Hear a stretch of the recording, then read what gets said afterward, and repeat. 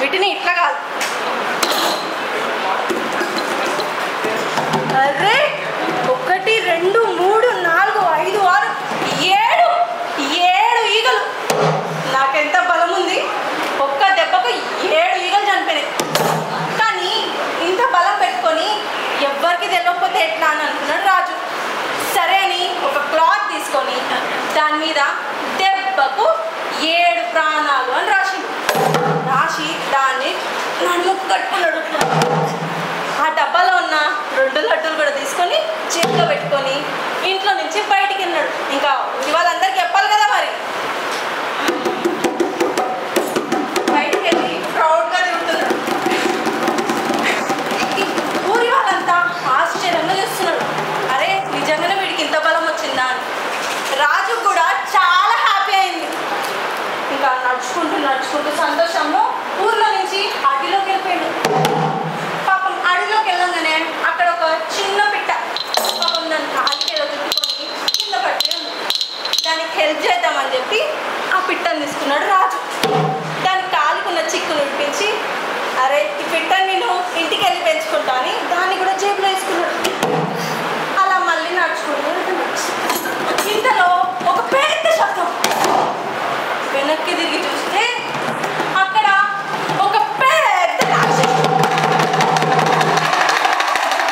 అరే ఎవరా నువ్వు? ఈ నాడవి ఇక్కడ నువ్వే చేస్తున్నావు. రాజుకి చాలా భయమైంది, ఏం చేయాలో అర్థం కాలేదు. అప్పుడే ఒక ఐడియా వచ్చింది. నేనెవరినా, ఇంకో నన్ను అనుకున్నా పట్టించు, అప్పుడు అర్థమవుతుంది నేనెవరినో. దెబ్బకు 7 ప్రాణాల అంటే నీకు అంత బలం ఉందా? చూస్తే చిన్న పిల్లల్లా ఉన్నావు. అవును, నాకు చాలా బలం ఉంది. నేను కొడితే ఒక్క దెబ్బకే 7 ప్రాణాలు ఆంఫట్ అంతే. అయితే నీకు ఒక టెస్ట్ పెడతా. ఇదిగో నేను ఒక రాయిని తీసుకున్నా, దీన్ని అదిగో దూరంగా విశ్లేషణ. నువ్వు కూడా ఒక రాయిని అంతే దూరం విశ్లేష చూపి, అప్పుడు నమ్ముతా నీకు బలం ఉందని. అరే అంతే కదా అని రాజు తన జేబులో పిట్టనేసుకున్నాడు కదా, అది తీసి దూరంగా విశ్లేషణ. ఆ పిట్టేమో ఎగురుకుంటూ ఎక్కడికో వెళ్ళిపోయింది. రాక్షసుడు చూసి రాయని అనుకున్నాడు. అప్పుడు రాజు అంటాడు, చూడు నువ్వు వేసిన రాయి అక్కడనే పడ్డది, నేను వేసిన రాయి ఎక్కడ పడ్డదో కూడా కనిపిస్తూనే లేదు, అంత దూరం వేసాను. అప్పుడు రాక్షసుడు డౌట్ వచ్చింది.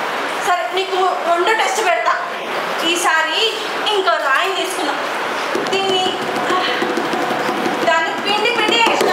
నువ్వు కూడా ఒక రాయిని తీసుకొని అట్లనే చేయి, అప్పుడు ఒప్పుకుంటా నీకు బలం ఉంది. రాజు అంటాడు, అంతే కదా అని చెప్పి జేబులో 2 లడ్డూలు వేసుకున్నాడు. ఒక లడ్డు తీస్తాడు. ఇదిగో నువ్వు రాయిని నలిపి పిండి మాత్రమే వేసినావు, నేను రాయిని నలిపి దాంట్లో నుంచి నూనె చుక్కలు కూడా బయటకు తీసిన. ఇప్పుడైనా ఒప్పుకుంటావా నాకు బలం ఉందని?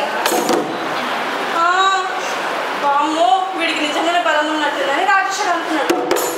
సరే వీటితోటి ఫ్రెండ్షిప్ చేసి అప్పుడు వీడి సంగతి చెప్తా అనుకుంటాడు. ఇదిగో రాజు, నువ్వు బలవంతుడే, నేను బలవంతుడినే, మన ఇద్దరికి దీని గురించి గొడవ ఎందుకు? సరే ఈ రోజు నుంచి నువ్వు నేను ఫ్రెండ్స్, ఏమంటావు? ఇగో ఎట్లయినా చీకటి పడ్డది, నా ఇంటికి వచ్చి బాగా భోంచేసి పడుకొని రేపు పొద్దున్నే మీ ఇంటికి వెళ్తూ, ఏమంటావు? రాజు సరే అని ఒప్పుకున్నాడు. ఇద్దరు కలిసి రాక్షసుడి ఇంటికి వెళ్తాడు. అక్కడ రాక్షసుడి ఇంట్లో ఇద్దరు కూర్చొని కడుపు నిండా భోజనం చేస్తారు. చికెన్, మటన్, బిర్యానీ అన్నీ తింటారు. ఇంకా రాక్షసుడు చెప్తాడు, ఇదిగో రాజు ఆ గదిలోకి వెళ్ళి పడుకో, రేపు పొద్దున్నే ఇంటికి వెళ్దు. రాజు సరే అని గదిలోకి వెళ్తాడు. కానీ రాజుకి రాక్షసుడి మీద అనుమానం వస్తుంది. వీడిని నమ్మడానికి అస్సలు లేదు, నన్ను ఏమైనా చేస్తా అనుకున్నాడు. వెంటనే ఆ బెడ్ మీద 2 పిల్లోస్ పెట్టినాడు, ఒక బెడ్షీట్ కట్టుకున్నాడు. తను వెళ్ళి మంచం కిందకి వెళ్ళి అక్కడే పడుకున్నాడు. రాక్షసుడు అర్ధరాత్రి సమయం చూసుకొని రూమ్లోకి ఎంటర్ అయ్యాడు. ఇంత పెద్ద కర్ర పట్టుకొని అక్కడ మెత్తల్ని చూసి రాజు అని అనుకుంటాడు. దగ్గరికి వెళ్ళి అమ్మయ్య ఇంకా నాకు పీడ వదిలిపోయింది. వాడు రేపొద్దున కాలో చేయవిరిగి అమ్మ అయ్యా అయ్యో అనుకుంటూ రూమ్లో నుంచి బయటకు వస్తాడు అనుకుంటాడు. కానీ రాజు తెల్లవారంగానే ఓ అనుకుంటూ బయటకు వస్తాడు. రాక్షసుడికి షాక్.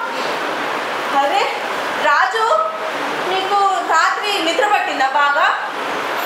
అరేచి ఏం నిద్ర పట్టడమో ఏమో, నీ ఇంట్లో ఎలుకలు చాలా ఉన్నాయి, అవి వాటి తోకలతో చెక్కి గీత పెట్టినాయి, నా నిద్ర అంతా పాడు పాడు చేసినాయి అనుకుంటాడు. అప్పుడు రాక్షసుడు భయం పడుతుంది వాడికి.